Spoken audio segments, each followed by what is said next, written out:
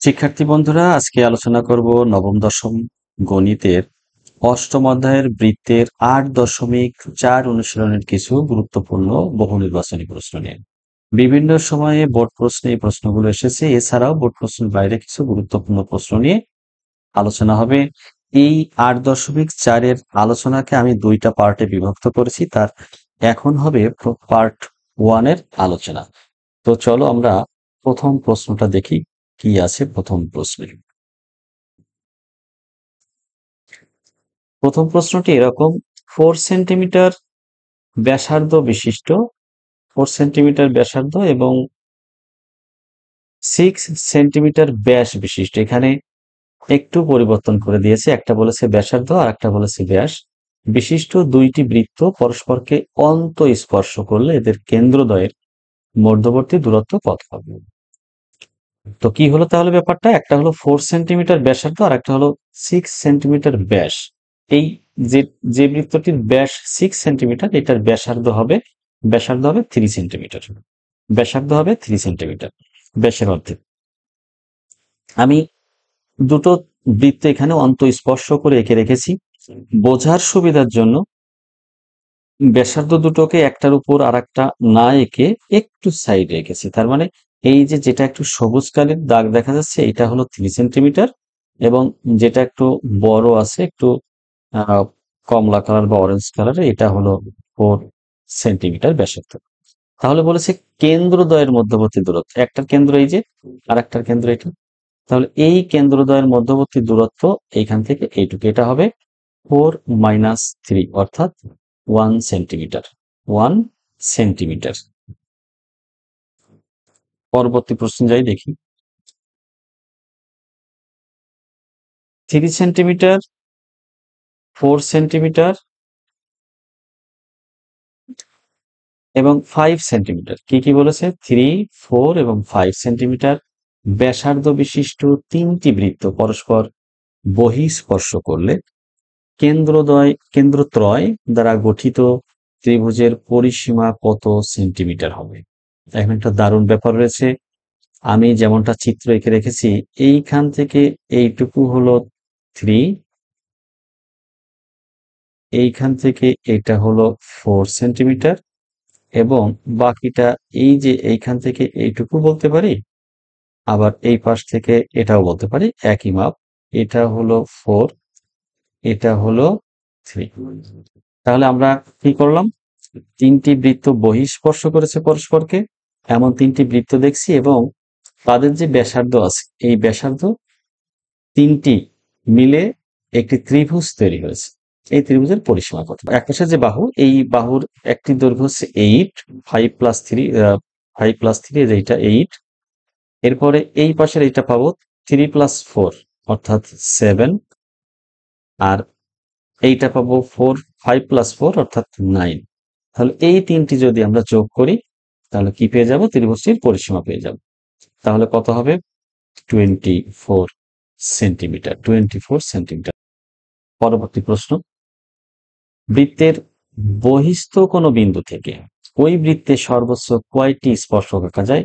বহিস্থ কোনো বিন্দু, অর্থাৎ বহিস্থ একটি বিন্দু থেকে কোনো বৃত্তে সর্বোচ্চ দুইটি স্পর্শক আঁকা যাবে। এই যে আমি যেমনটা পি বিন্দু থেকে ওই বৃত্তে পি এবং পিবি দুটো স্পর্শক এঁকেছি, এর বাইরে পি বিন্দু থেকে আর অন্য কোনো স্পর্শক আঁকা সম্ভব নয়। তাহলে কয়টি হবে?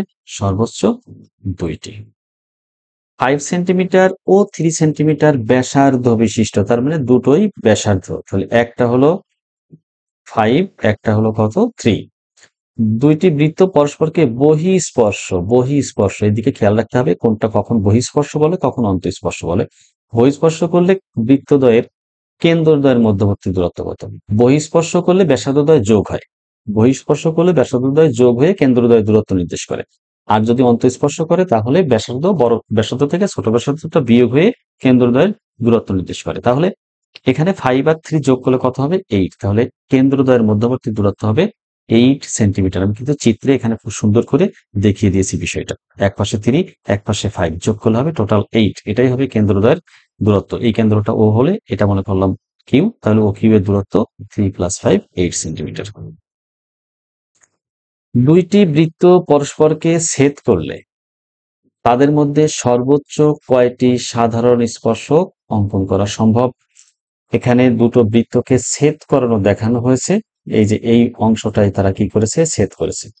এক্ষেত্রে বলেছে তাদের মধ্যে সর্বোচ্চ কয়টি সাধারণ স্পর্শক আঁকা সম্ভব। এই যে উপর দিকে আমি একটি এঁকে রেখেছি, নিচের দিকে একটি এঁকে রেখেছি। এছাড়া এই দুইটা ছাড়া আর কোনোভাবে এই সাধারণ স্পর্শক আঁকা সম্ভব নয়। তাহলে কয়টি স্পর্শক আঁকা যাবে? সর্বোচ্চ দুইটি। এবার একটু অন্যরকম একটা প্রশ্ন, এখানে অনেক রকম কথা আসতে পারে। দুইটি বৃত্তে সর্বোচ্চ কয়টি সাধারণ স্পর্শক আঁকা যায়? দুইটি বৃত্তে সর্বোচ্চ বলে দেয়নি। বৃত্ত দুটো কি অন্তঃস্পর্শ করেছে, বৃত্ত দুটো কি বহিঃস্পর্শ করবে, নাকি কোন ভাবে, নাকি স্পর্শই করবে না, স্পর্শই করবে না, তাহলে বিভিন্ন রকম হতে পারে। এই হিসাব থেকে আমি দুটো চিত্র এখানে এঁকে রেখেছি। যদি বৃত্ত দুটো পরস্পরকে স্পর্শ না করে তাহলে সেই দুটো বৃত্তের সর্বোচ্চ চারটি সাধারণ স্পর্শক আঁকা সম্ভব। দুটো সরল সাধারণ স্পর্শক, দুটো তির্যক সাধারণ স্পর্শক। এই যে এটা 1, এইটা 2, এইটা 3, লাস্ট এটা হলো 4। এই চারটি আঁকা সম্ভব যদি বৃত্তদ্বয় পরস্পরকে কোনোভাবেই স্পর্শ না করে। যদি বৃত্ত দুটো পরস্পরকে বহিঃস্পর্শ করে তাহলে এই চিত্রের মতো তিনটি স্পর্শক আঁকা সম্ভব। 1, এটা 2, এটা 3, এই তিনটি স্পর্শক আঁকা সম্ভব। আর যদি বৃত্ত দুটো পরস্পর অন্তঃস্পর্শ করতে এরকম, তাহলে তার একটি মাত্র স্পর্শক আঁকা সম্ভব হতো। তাহলে যেহেতু তথ্যের একটু সমস্যা রয়েছে যে আসলে বৃত্ত দুটি কেমন থাকবে, এই জন্য প্রশ্নের উত্তর বিভিন্ন হতে পারে। তবে যেহেতু বলেছে দুইটি বৃত্ত স্পর্শের কথা বলেনি, সেহেতু সর্বোচ্চ চারটি আমরা ধরে নিতে পারি। পরবর্তী প্রশ্ন রয়েছে 8 সেন্টিমিটার ও 4 সেন্টিমিটার ব্যাস বিশিষ্ট ব্যাস। তাহলে যেটা 8 সেন্টিমিটার ব্যাস তার ব্যাসার্ধ হবে 4 সেন্টিমিটার, আর যেটা 4 সেন্টিমিটার ব্যাস এর ব্যাসার্ধ হবে 2 সেন্টিমিটার। বহিঃস্পর্শ করলে তাদের কেন্দ্রদ্বয়ের মধ্যবর্তী দূরত্ব, তাহলে সহজেই বুঝতে পারছি বড়টার জন্য 4 সেন্টিমিটার ব্যাসার্ধ আর ছোট বৃত্তটার জন্য 2 সেন্টিমিটার ব্যাসার্ধ। তাহলে বহিঃস্পর্শ তোলে এদের ব্যাসার্ধদ্বয়ের যোগফলই হবে কেন্দ্রদ্বয়ের দূরত্ব, সেক্ষেত্রে হবে 6 সেন্টিমিটার। এই প্রশ্নটায় রয়েছে বর্গে অন্তর্লিখিত বৃত্তের স্পর্শকের সংখ্যা কত? এখানে বর্গে অন্তর্লিখিত বৃত্ত, তারপরে বৃত্তটি বর্গের ভিতরে থাকবে এবং অন্তর্লিখিত বলেছে এখানে বর্গের 4টি বাহুকেই স্পর্শ করে থাকবে। তাহলে স্পর্শকের সংখ্যা হবে নিঃসন্দেহে 4। স্পর্শকের সংখ্যা হবে নিঃসন্দেহে 4। 4টি বাহুকেই স্পর্শ করে বৃত্তটি আছে, এই জন্য এটা হয়েছে বর্গে অন্তর্লিখিত বৃত্ত। তাহলে উত্তর হবে 4, ঘন। ও কেন্দ্র বিশিষ্ট বৃত্তে, তাহলে আমরা বৃত্তটির নাম দিলাম ও। ও এ একটি ব্যাসার্ধ, এটা হলো ব্যাসার্ধ। এ বিন্দুতে কয়টি স্পর্শক অঙ্কন সম্ভব? কোন বৃত্তের কোন বিন্দুতে একটি মাত্র স্পর্শক অঙ্কন করা সম্ভব। তাহলে যেহেতু এই একটা বিন্দু, এই বিন্দুতে অনলি একটি স্পর্শক অঙ্কন করা যায় বা সম্ভব। 8 সেন্টিমিটার ও 6 সেন্টিমিটার ব্যাস, এই দিকে খেয়াল করতে হবে বেশি। বৃত্ত দুটি পরস্পরকে বহিঃস্পর্শ করলে, তাহলে 8 সেন্টিমিটার ব্যাস যে বৃত্ত তার ব্যাসার্ধ 4 সেন্টিমিটার, 6 সেন্টিমিটার ব্যাস বিশিষ্ট বৃত্তের ব্যাসার্ধ হবে 3 সেন্টিমিটার। এবার বহিঃস্পর্শ করেছে, তাহলে একই ব্যাপার, এটা 4, এটা 3। বহিঃস্পর্শ করলে কেন্দ্রদ্বয়ের যোগফল, ব্যাসার্ধদ্বয়ের যোগফলই হবে কেন্দ্রদ্বয়ের মধ্যবর্তী দূরত্ব, সেক্ষেত্রে হবে 3 যোগ 4 অর্থাৎ 7 সেন্টিমিটার। গ নং হবে এর উত্তর।